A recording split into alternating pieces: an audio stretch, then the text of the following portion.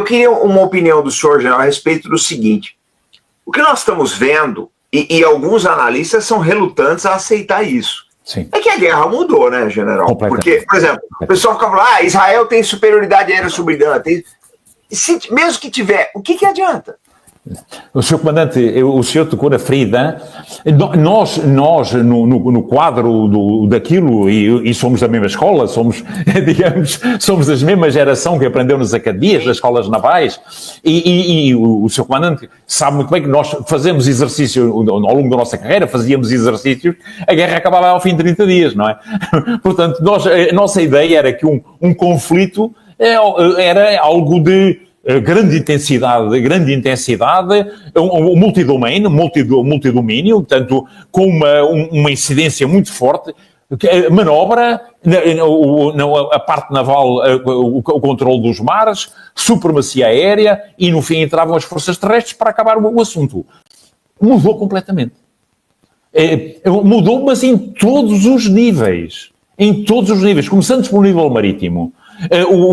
Toda a doutrina marítima, e eu não queria, naturalmente, o senhor, como marinheiro, digamos, domina muito melhor esta matéria do que eu, mas nós temos as marinhas dimensionadas para a Segunda Guerra Mundial. Um porta-aviões, aliás, dizia ontem alguém com alguma propriedade, não é preciso afundar um porta-aviões. Basta lançar um destes mísseis hipersónicos com uma carga não muito grande e neutralizar a pista. Se neutralizar o deck, não é? A pista do porta-aviões, já não descolam nem a terra ou aviões. O porta-aviões tem que ir para estaleiro. E para ir para estaleiro tem que ir para o outro lado do mundo, não é? Tem que ser reparado nos Estados Unidos. E quem diz isto, um porta-aviões americano, um porta-aviões britânico, o que quer que seja. Portanto, qual é a arma que ainda é, de facto, uma arma fundamental? É os submarinos. É a conjugação submarino com um míssil hipersónico. Continua a ser a grande arma. Mas a dimensão... Agora, nós vemos as dificuldades que os russos têm no Mar Negro. Pequenos drones guiados pelo sistema Starlink com dispositivos antiaéreos fazem a interdição das linhas, das rotas marítimas. São um problema enorme. Portanto, a tendência certamente será para uma nova tática naval, uma nova forma de conduzir as operações no plano naval. Vamos ver, certamente, as marinhas como plataformas de lançamento de mísseis, fundamentalmente mísseis hipersónicos, e grandes centros de rastreamento do espectro eletromagnético, de controlo com uma integração ao nível do espaço, isto é, dos satélites. Portanto, mudou completamente. No nível aéreo, não há forças aéreas a entrar dentro dos espaços aéreos. Não vemos aviões israelitas, por exemplo, a sobrevoar o Irão. Vemos, sim, a lançar mísseis balísticos a partir de F-15 por cima do Iraque, que voam 1000 e tal quilómetros e que atacam Teherão. Vemos isso na Ucrânia, vemos isso ao fim de 3 anos, os russos não conseguem voar sobre a Ucrânia. Os ucranianos não conseguem voar sobre a Rússia. As defesas aéreas são de tal forma, não é? E são integradas com plataformas terrestres e com plataformas navais. Portanto, o sistema Aegis é o sistema que está estruturado para isso. No plano terrestre, assistimos ao fim dos carros de combate. Assistimos ao fim das grandes forças blindadas. Vemos os combatentes a atuar de mota. Muito rápido. Vemos o desaparecimento das linhas da posição de militares nas linhas da frente, substituída por operadores de drones. A Ucrânia tem 10.000 operadores de drones. É o tamanho do exército português. São 10.000 operadores. Há frentes inteiras que não têm um militar. Têm operadores de drones que, a partir do momento que identificam uma força russa que aí vem, aí estão eles, fazem a interdição. Daí que hoje, tanto ucranianos como russos, para as cadeias logísticas, são obrigados a forrar, permitam-me o termo, os itinerários com túneis de rede. Túneis de rede, quilómetros e quilómetros. Vão agora 6.000 norte-coreanos para a zona de Sumi, de engenharia, para apropriar os itinerários, como se diz em termos militares, logísticos, criando túneis onde a logística possa entrar. A guerra mudou completamente.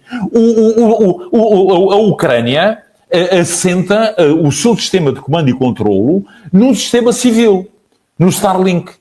E o Starlink dá-lhe a percepção factual, atual da guerra. Mas hoje a integração dos sistemas não tripulados com inteligência artificial faz com que uma boa parte desses sistemas sejam autónomos.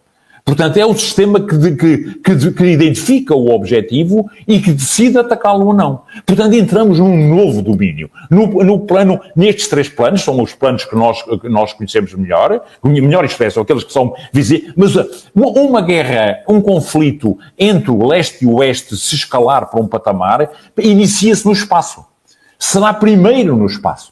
Portanto, ao nível de ataque ou de neutralização, nem direi, ou um rebentamento de uma bomba nuclear muito alto para criar um efeito, um impulso eletromagnético para que os satélites fiquem obliterados, isto é, não destruídos, porque produz aquilo que chama-se o efeito de Kesslering e cria um manto de lixo e nunca mais podemos usar o espaço, não é? Ou dificilmente poderemos utilizar o espaço como utilizamos agora. É um paradigma novo. O espectro ciber, digamos, a ação israelita no início deste conflito, que neutralizou completamente a defesa aérea iraniana durante 8 a 10 horas, foi determinante para as primeiras horas e podia ter sido decisiva.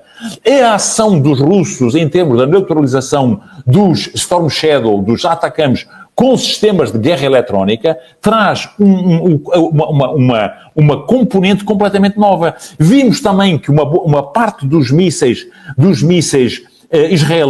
israelenses, como se diz no Brasil, em vez de voarem num sentido, voam, mas depois voltam para trás e atacam o próprio lançador. Portanto, os sistemas de guerra eletrónica, que não começaram agora, já existem do antecedente, mas que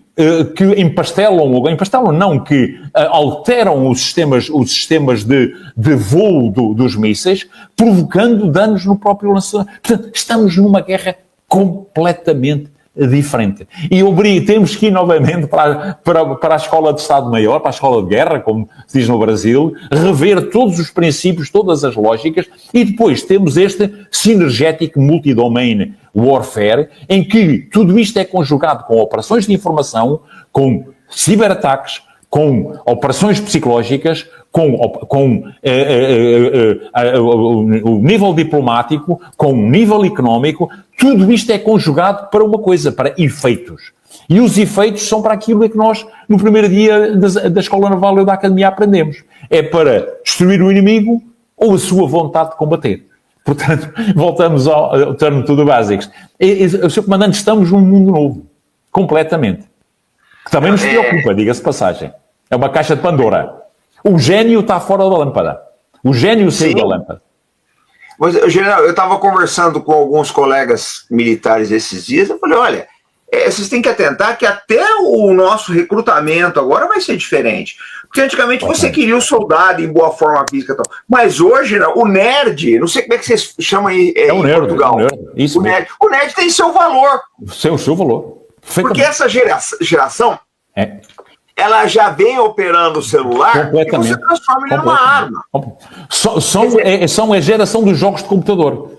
A geração que são os nerds, como muito bem referiu, que estão addicted ou que estão habituadíssimos aos jogos de computador, são aqueles que operam os drones dos FPV. E vemos alguns drones FPV, ucranianos, operados por ucranianos, por russos, etc., que os operam de uma forma magistral. Que entram nas janelas, dentro das vias, que passam as redes, que passam obstáculos. Vê-se que o nível de proficiência não é de um cidadão que chega ao serviço militar, como o comandante referiu muito bem, e diz o que é que o amigo fazia na sua vida civil. Eu era cozinheiro. Então, ok, agora vai operar um FPV. Não dá. Não dá, também não dá para pôr um operador da FPV a preparar o rancho, como se diz aqui em Portugal, para fazer o pão para os militares, porque fica estragado. Agora, o que é uma verdade é que o perfil, o job description, ou o perfil do militar, já não é o tipo dos músculos. Também é preciso, naturalmente, porque é sempre necessário o soldado, o fuzileiro, o soldado de infantaria para colocar a bandeira no fim.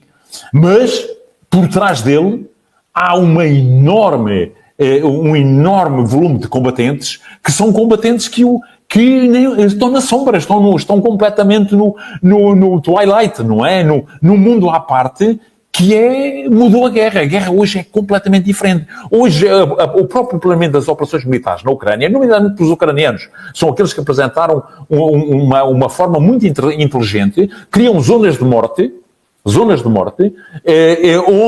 onde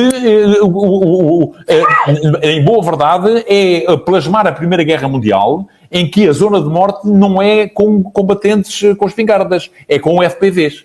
E depois tem outra zona mais atrás, em que são outro tipo de drones, já que operam mais em profundidade contra as bases de artilharia, e outra zona mais abaixo. É uma zona de 40 km, a 50 km, e no fim são as reservas e são as artilharias, e aí são outro tipo de drones. Portanto, a guerra mudou completamente no planeamento e na execução e na concepção da guerra. E ou percebemos isso, ou então é como os dinossauros, desaparecemos. Mas está difícil aqui no Brasil. Não sei como é que as coisas estão em Portugal e na OTAN. Mas aqui no Brasil, está muito difícil convencer o pessoal disso. Falei, gente, mas está na cara, é uma verdade que está na cara. Abre o seu celular, vocês vão ver.